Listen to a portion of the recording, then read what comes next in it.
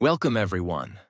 Today, you are about to hear the real and powerful life story of Queen Victoria, the woman who became queen at just 18, ruled the biggest empire in the world, fell in deep love, lost everything, and still stayed strong. This story is perfect for English learners. It's easy to understand, full of emotion, and filled with history, love, pain, and power. So, if you love stories and want to learn English in the best way, don't forget to subscribe and stay with us till the end. Let's begin. Chapter 1. The Lonely Girl Who Would Be Queen. On May 24th, 1819, a baby girl was born in Kensington Palace, London. Her name was Alexandrina Victoria, though the world would later know her simply as Queen Victoria. She was not expected to become queen.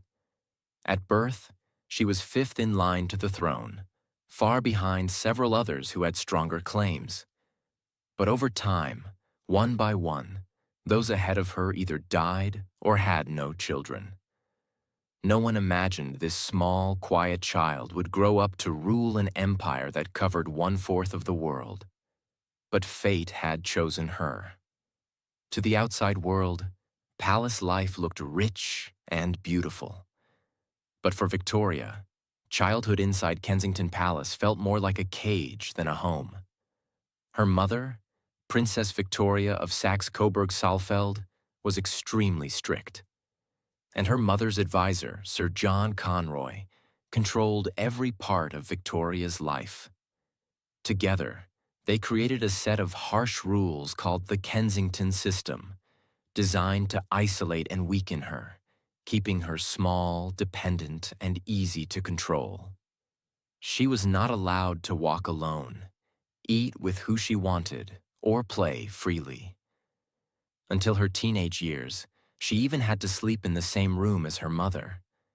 She had no childhood friends, only her dogs and dolls. But inside this quiet, tightly controlled world, something powerful was growing. Victoria became an avid reader, a lover of art and music, and a quiet observer of the world. She kept a secret diary. Her spirit was not broken. In fact, it was becoming stronger. She may have been a child in a cage, but a queen was already forming inside her. When Victoria was just 8 years old, her life changed in one silent moment. A teacher showed her a family tree. She followed the lines, looked at the names, and realized something shocking. She would one day be queen.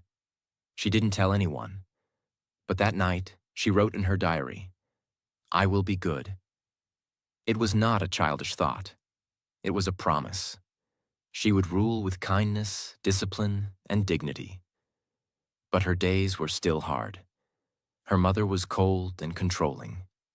Victoria often felt unloved. She had no siblings and lived under constant rules. She was expected to act perfect every day, always watched, always judged. Still, she continued to learn. She became fluent in French, German, and Italian. She loved to draw, write, and paint. In silence, she prepared herself for the day when the crown would come. At the age of 16, a new feeling entered her lonely life. Love. A young man named Prince Albert, her cousin from Germany, came to visit the palace.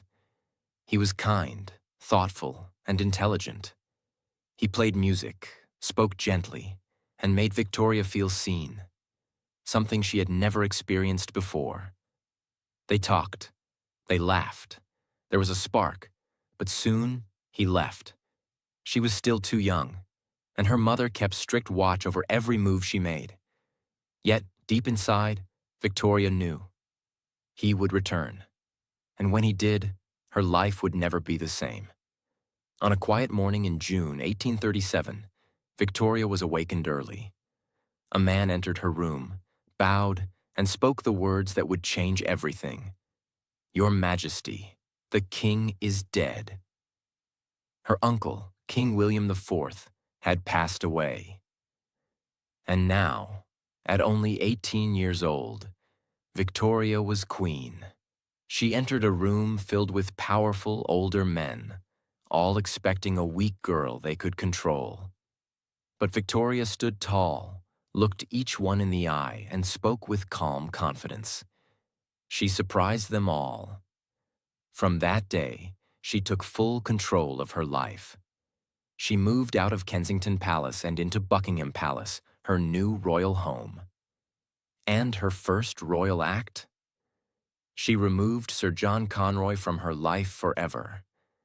After years of being watched and ruled by others, she was finally free.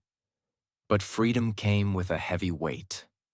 Victoria had no experience in government, no husband to support her, and many people around her who still tried to manipulate her. She was surrounded by smiles that hid sharp intentions. She had to learn fast, but she was determined. She would not be remembered as a puppet or a weak girl on the throne. She would lead the British Empire, and she would do it her way. She had a clear vision. She wanted to be a queen of the people, strong, wise, fair. And she wanted to find love, not just for herself, but to set an example of human connection in a cold, royal world. The small girl once locked in her mother's shadow was gone. Now stood a young woman with a crown, ready to write her own story. Chapter 2. The Queen and Her Love. Prince Albert, the man who touched her soul. Becoming queen was not a celebration. It was a responsibility. Victoria was only 18. The crown sat heavy on her head, but what made it heavier was the isolation she still carried inside her heart. Every decision, every document, every meeting, it was hers to handle.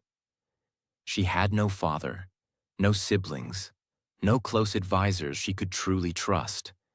And even though she had removed Sir John Conroy and escaped her mother's shadow, she was still a young woman alone, running a massive empire where one wrong move could shake the world.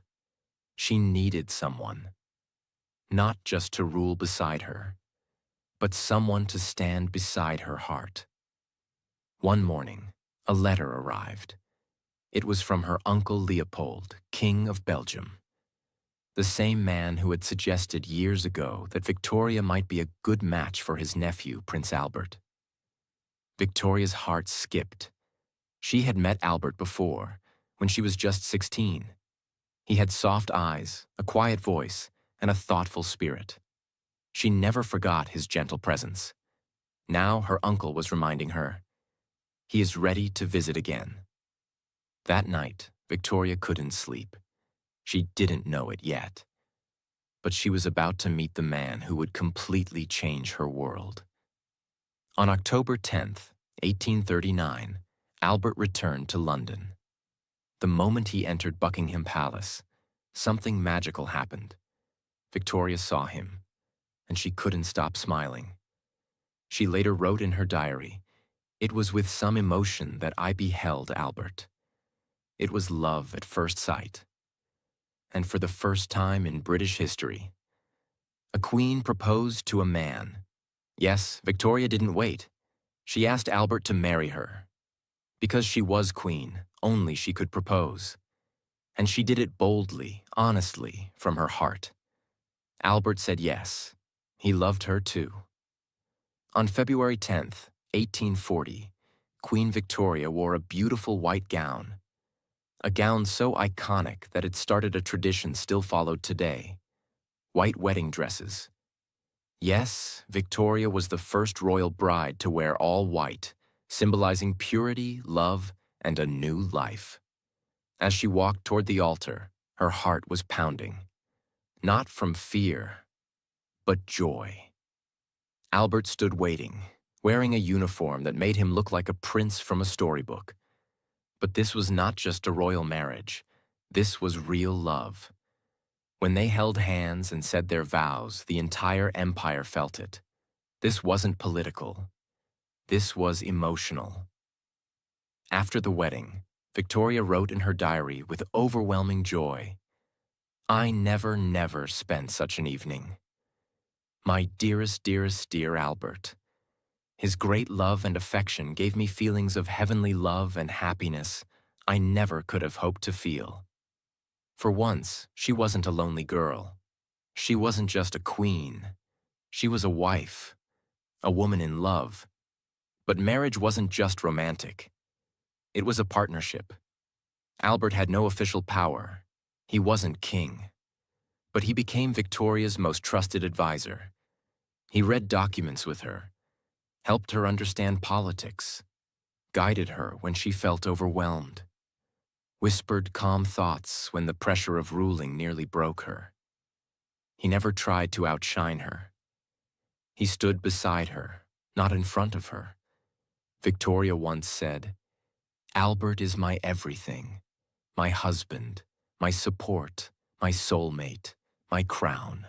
Together they were unstoppable. In the next 17 years, Victoria and Albert had 9 children. 1. Victoria, the eldest daughter. 2. Albert Edward, later King Edward VII. 3. Alice, 4. Alfred, 5. Helena, 6. Louise, 7. Arthur, 8. Leopold, 9. Beatrice, the youngest. Yes, 9. Their home, Osborne House, was full of laughter, toys, books, and the sweet chaos of royal childhood. Albert loved science, education, and order. Victoria loved emotion, art, and affection. Together, they taught their children discipline and love. They wanted their children to be royal but human, not cold like the royals of the past. But raising 9 royal kids wasn't easy. Victoria often wrote in her diary about post-birth depression, loneliness during childbirth, and struggles as a mother. Yet Albert was always by her side, calming her, supporting her, making her feel strong again. He was not just her husband. He was her anchor. While Victoria was the public face of the monarchy, Albert worked behind the scenes to modernize Britain. He helped improve education, science and technology, worker conditions, public housing, art and culture. He also helped organize the Great Exhibition of 1851, the world's first international expo, showing that Britain was a leader in innovation. This event changed how the world saw the British Empire. Albert was not just a pretty prince. He was a builder of the modern world.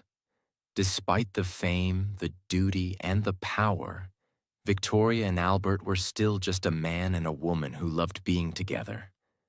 In the evenings, they would sit and read books, play piano, walk in gardens, laugh about politics, talk about their dreams. Victoria often said, "When I am with Albert, I am just Victoria, not Queen Victoria, just me." Their love was simple but deep. They didn't rule from fear. They ruled from partnership, trust, and devotion. But no love story is perfect forever. Albert had a weak body. He worked too hard, too many long nights, too much stress. And slowly, his health started to fade. Victoria noticed. His hands became colder, his skin pale, his smiles less bright. She begged him to rest. He didn't listen. He said, "There is still so much to fix in this world." She didn't know it yet, but the love of her life was slipping away, and her heart was about to face the deepest pain it had ever known. The year was 1861. Prince Albert was only 42 years old. It started like a normal winter. Albert had been working too much again. His schedule was full of political documents, charity meetings, letters, and more work for the Empire exhibition. He rarely slept. He often skipped meals. His body was tired, but he never stopped. Then, one day, he caught a cold. But it didn't go away. Instead, it got worse. He had chills, fever, body pain. and he looked pale, like the color had been drained from his face. Doctors came. They didn't know what it really was. They guessed typhoid fever, an illness caused by dirty water, but no one could be sure. Victoria stayed by his side. She held his hand. She prayed. She cried in secret. But deep down, she refused to believe he could die. How could he? He was her everything. On December 14th, 1861, the nightmare became real. Albert opened his eyes one last time. He whispered something. Victoria leaned in close. "It is too dark to see," he said softly. And then, he was gone. The love of her life. The man who stood beside her, not above her. Her husband, her best friend, her teacher, her calm, her mirror, gone. The palace turned silent. The empire held its breath. And Victoria? She didn't scream. She didn't collapse. She just disappeared inside herself. From that moment on, Queen Victoria never wore color again. She dressed only in black. Every day, every season, every year, she removed all the bright things from her life. Flowers, music, parties, all gone. Even her curtains were black. Her jewelry was black. Her thoughts were black. She didn't cut her hair. She didn't attend balls. She didn't smile. She became a ghost in a crown. Victoria built a private temple of sorrow inside her heart, and she locked herself in. She moved away from the palace and began spending her time in quiet, hidden homes far from London. Most often she stayed at Osborne House on the Isle of Wight, Balmoral Castle in the Scottish Highlands. She didn't want to be seen. She didn't want to rule. She just wanted to be left alone with her grief. For more than 10 years, Victoria almost disappeared from public life. She stopped attending Parliament. She avoided all major public events. She refused to open Parliament sessions, something every monarch does. The newspapers began to ask, "Where is our queen?" And the people? They began to lose faith in her. For the first time in her reign, the British people were angry. They called her the Widow of Windsor, the Invisible Queen, the Mourning Monarch. Cartoons mocked her. Critics said she was selfish for hiding. Politicians demanded she do her duty. But they didn't understand. She wasn't just mourning a husband. She was mourning half of herself. Albert had not just been a man in her life. He had been her eyes, her ears, her confidence. Without him, she didn't know who she was anymore. Her children were also grieving. But Victoria, drowned in her own sadness, struggled to comfort them. She especially became cold toward her eldest son, Albert Edward, the future king, known as Bertie. She blamed him for Albert's death. Why? Because a few weeks before Albert died, Bertie had been caught in a scandal involving a young actress. Albert had gone to speak with Bertie about it, hoping to calm him. Victoria believed the emotional stress from that visit weakened Albert's health, leading to his death. She could never forgive her son fully. This caused a long, painful distance between mother and son, one that lasted for decades. Victoria couldn't live with the pain, but she didn't want to forget Albert either. So she began to build statues, portraits, and memorials all across the country to keep Albert's memory alive. She built the Royal Albert Hall, the Albert Memorial in Kensington, statues of Albert in cities across the empire, and even had his room at Windsor Castle left untouched for 40 years. Every day she looked at his portrait. Every night she talked to his spirit. And in her diary, she wrote letters to him for decades after his death. As years passed, The Queen needed someone to help her with small things. A strong Scottish servant named John Brown was sent to assist her at Balmoral Castle. He was loyal, bold, and very protective. He treated her like a human being, not just a queen. He spoke freely, guarded her like a lion, and even scolded her when she forgot to eat or rest. Many believed they were secretly in love. Some even whispered they had married in secret. But no proof ever appeared. Victoria never confirmed it. But she did love him, in her own way. Not like Albert, but as a companion. A reminder that she was still alive. When John Brown died in 1883, Victoria mourned again. She wrote, "He was the best, truest heart that ever beat." After almost 15 years of mourning, something changed. A new prime minister, Benjamin Disraeli, came to power. He was charming, clever, and respectful. But more than that, he made Victoria feel important again. He called her the Empress of the Empire. He reminded her that the people still needed her. Slowly, she returned. She reopened Parliament. She began meeting world leaders. She attended public events. She became visible again. Her sadness was still there. But now, it had become part of her strength. Victoria's return changed everything. Her image became powerful again, not just as a queen, but as a symbol of endurance. She was no longer just a young queen in love. She was a widow, a mother, a survivor, a woman who carried an empire through heartbreak.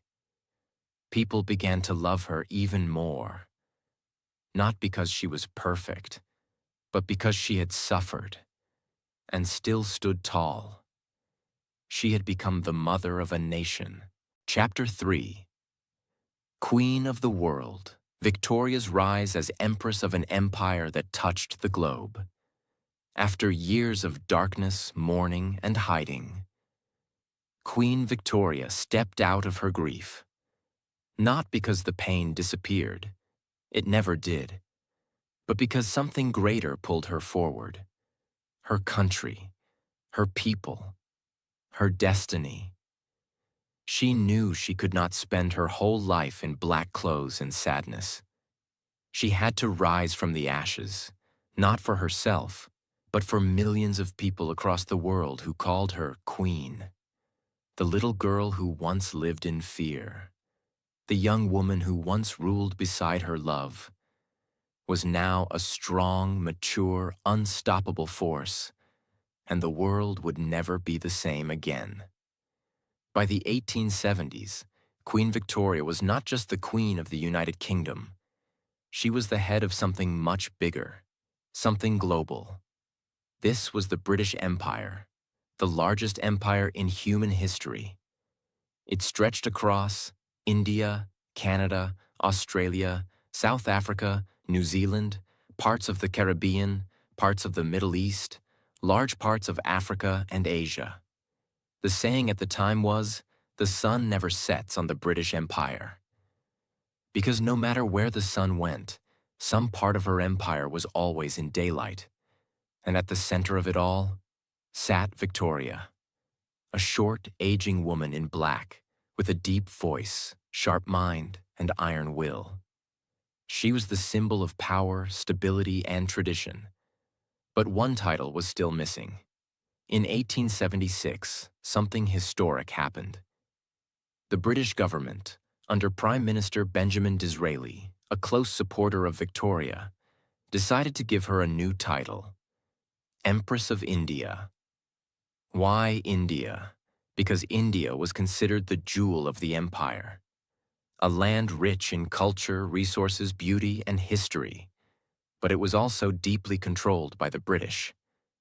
By calling Victoria the Empress of India, Britain wanted to show power and unity. Victoria loved the title. To her, it wasn't just a political move.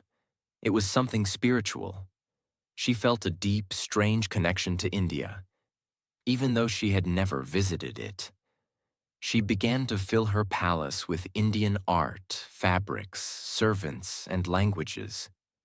She even started learning Urdu and Hindi with the help of her Indian attendant, Abdul Karim, who would later become one of the closest people in her life. We'll talk more about him soon.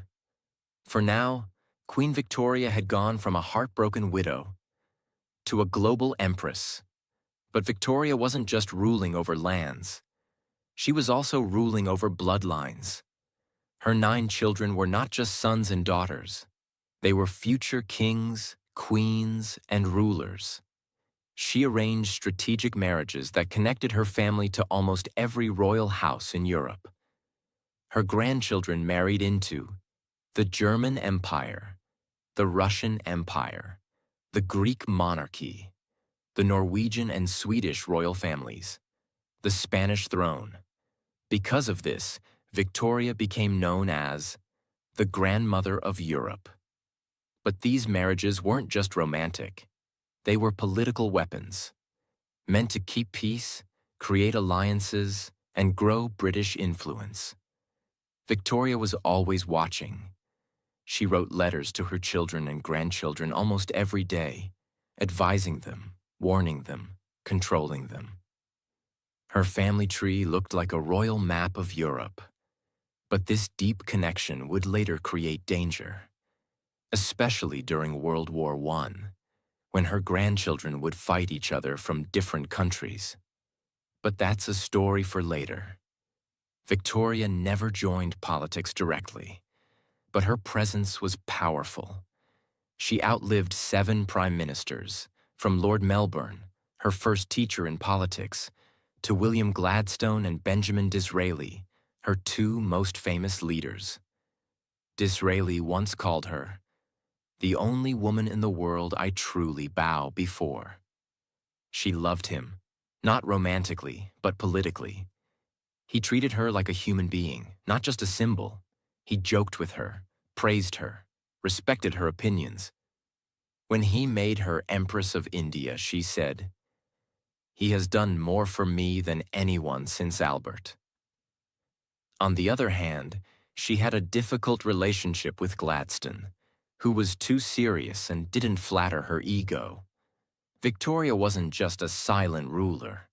She wrote notes, asked tough questions, gave advice, and when she didn't like a law, she let it be known.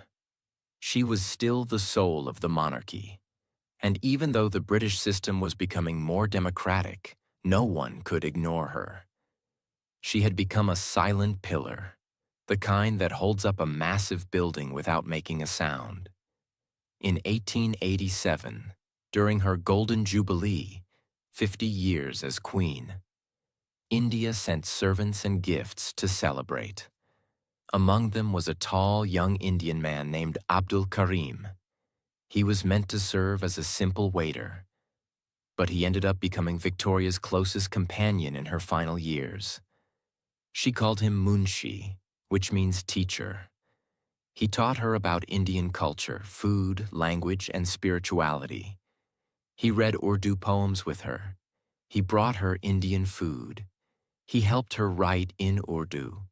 He even gave her news from Indian newspapers, helping her understand her empire better. But the palace didn't like him. The royal household, especially her children and courtiers, hated Abdul. They were racist, jealous, angry that a poor Indian man had such influence. But Victoria didn't care. She protected him.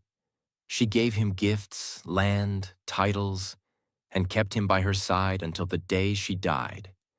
She once said, "I am so very fond of him. He is so good and gentle and understanding." Through Abdul, she connected emotionally with a part of her empire she never stepped foot in. Her love for him was not romantic. It was spiritual. By the late 1800s, Queen Victoria was no longer just a monarch. She was a living legend.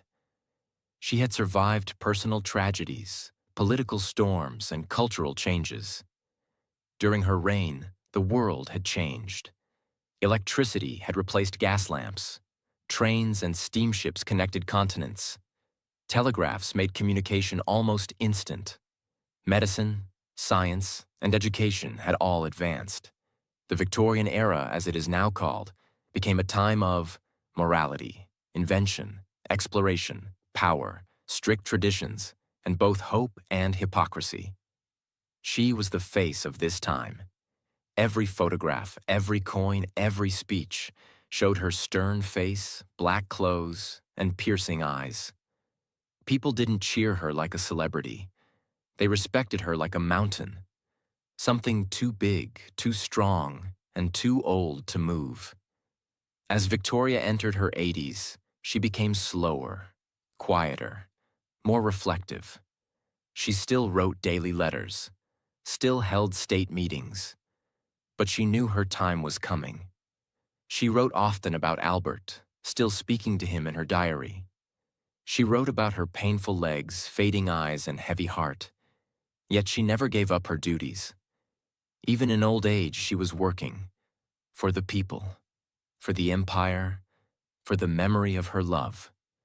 She had ruled for over 60 years, longer than anyone before her. But the final chapter was near. Chapter 4. The final goodbye.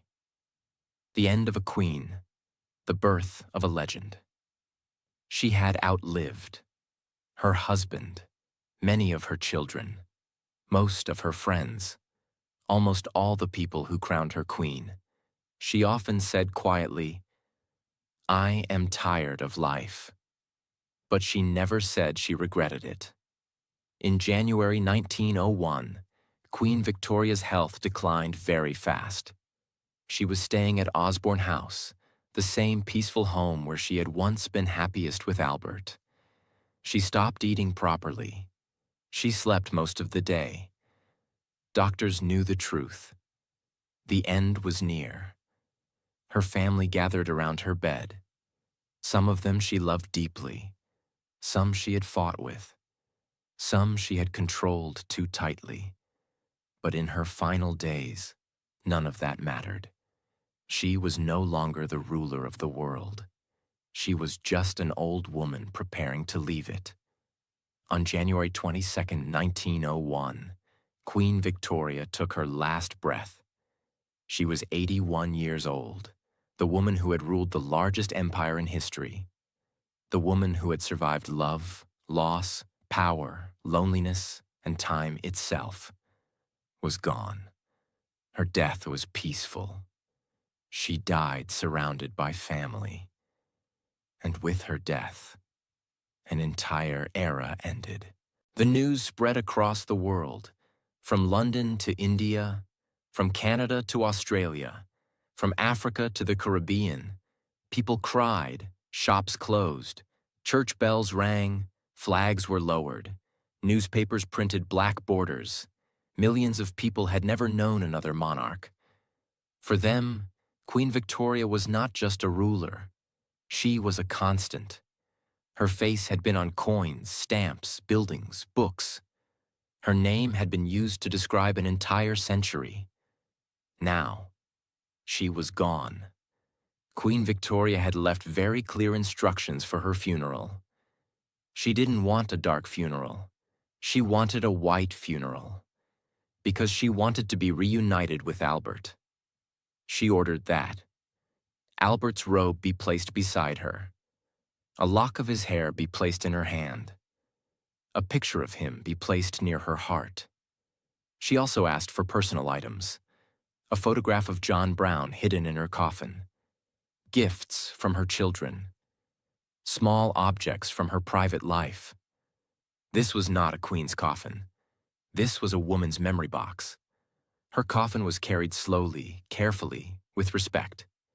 Kings, queens, soldiers, and leaders from across the world bowed. The empire she ruled stood still. After her death, her son became king. He ruled under a new name. The world moved forward, but nothing ever felt the same again. Because Queen Victoria had not just ruled Britain, she had defined it. Queen Victoria's legacy is complex. She was not perfect. She lived in a time of empire, control, inequality, and strict rules. But she also left behind something powerful. She proved a woman could rule a global empire. She showed that strength can exist with emotion. She ruled not through fear, but endurance. She survived personal pain without abandoning duty.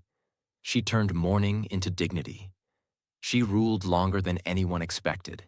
She loved deeper than most rulers ever dared. She suffered more than the world ever saw. And yet, she stood.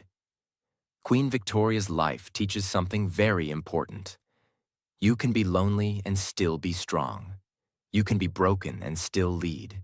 You can lose everything and still continue. She did not begin as a powerful woman. She became one. Through pain, through love, through responsibility, through time. She didn't chase greatness. Greatness grew around her. At the end of everything, Queen Victoria was not just a queen, an empress, a ruler. She was a lonely child, a loving wife, a grieving widow, a strict mother, a determined woman. Her crown was heavy, but her heart was heavier, and still. She carried both. 5 deep and powerful life lessons from Queen Victoria's biography. 1. Where you start doesn't decide where you end. Victoria was never meant to be queen. She was a small, quiet girl born into a strict household. She was controlled, isolated, and surrounded by rules. She wasn't allowed to walk alone. She had no childhood freedom. People tried to keep her weak and silent. But destiny had other plans. Everyone who was ahead of her in line for the throne either passed away or had no children. And suddenly, she was chosen. At just 18 years old, she stepped into power, and the whole world watched. She proved that no matter how small your beginning is, no matter how trapped or unwanted you feel, you can rise above everything. Lesson: your beginning is not your ending. Even if the world says you're not enough, you can still become something great. 2. Pain will come, but you must still carry on. Victoria experienced deep pain. She lost her one true love, Prince Albert, the only person who truly understood her. When he died, her entire world collapsed. She didn't just lose a husband. She lost her best friend, her teacher, her protector. She fell into deep sadness for years. She wore black for the rest of her life. She disappeared from the public. People thought she would never come back, but she did. She came back stronger, not because the pain went away, but because she learned to carry it and still do her duty. Lesson: life will break you. You will lose people. You will face heartbreak. But don't stop living. Don't stop showing up. You can be sad and still be strong. 3. Love is not a weakness. It's your power. Queen Victoria didn't rule alone. She had Prince Albert, her true partner in life and leadership. He helped her become better. He guided her, supported her, and stood beside her. Not in front, not behind, but beside. Together, they built a strong family, a modern image of royalty, and a partnership that was full of respect and balance. She loved him deeply, and when he died, she never stopped loving him. Her heart ruled just as much as her crown did. Lesson: real love doesn't make you weak. It makes you powerful. Surround yourself with people who bring out the best in you. People who walk beside you, not ahead of you. 4. You don't have to be loud to be powerful. Victoria was not loud. She didn't give long speeches. She didn't stand on stages with big words. She ruled with grace, letters, silence, and consistency. She built trust by being calm, steady, and always present, even through grief and old age. People didn't follow her because she shouted. They followed her because she stood firm. She kept her promises. She showed the world what dignity looks like in silence. Lesson: you don't need to scream to be heard. You don't need to shine the brightest to be seen. Sometimes, quiet strength changes more than loud noise ever can. 5. Your life can inspire generations. Without you even knowing, Victoria didn't chase fame. She didn't try to impress people. She focused on being strong, surviving heartbreak, ruling with care, and leaving something behind. Today, hundreds of years later, we still say her name. We still tell her story. We still live in buildings, cities, and systems influenced by her reign. She became the symbol of an entire century. The Victorian era. She became the grandmother of Europe. Her legacy stretched across continents. She did not become a legend by asking to be one. She became a legend by living fully, loving deeply, and ruling bravely. Lesson: you may not know it yet, but your story matters. Live it with strength, and it will be remembered. Queen Victoria's life was more than history. It was a journey. A deep, emotional, beautiful journey of one woman who refused to be small. She was born into fear. She was raised in silence. She was given a crown too early. She loved once and lost forever. She cried. She disappeared. She came back. She ruled the world. She ruled not because she was perfect, but because she was real. She made mistakes. She felt lonely. She struggled, but still. She led millions. She inspired generations. She became the face of an empire. She became a mother, a widow, a survivor, and a leader, all in one life. Her voice still echoes, not in her words, but in her example. So if you ever feel too broken, too alone, too ordinary to do something great, remember Queen Victoria. Because she proved you can start with nothing and build everything. You can lose your heart and still lead with your soul. You can feel forgotten and still make history. You can be small and still be remembered forever. Her story is over, but yours is just beginning. If this story moved you, helped your English, or opened your heart, don't forget to subscribe. This is not the end. This is just one of many true stories that will help you. Learn English in a powerful way. Understand real history. Feel strong, motivated, and inspired. Thank you for watching. Thank you for learning. And remember, even a lonely girl can become a queen. And even you can become unforgettable.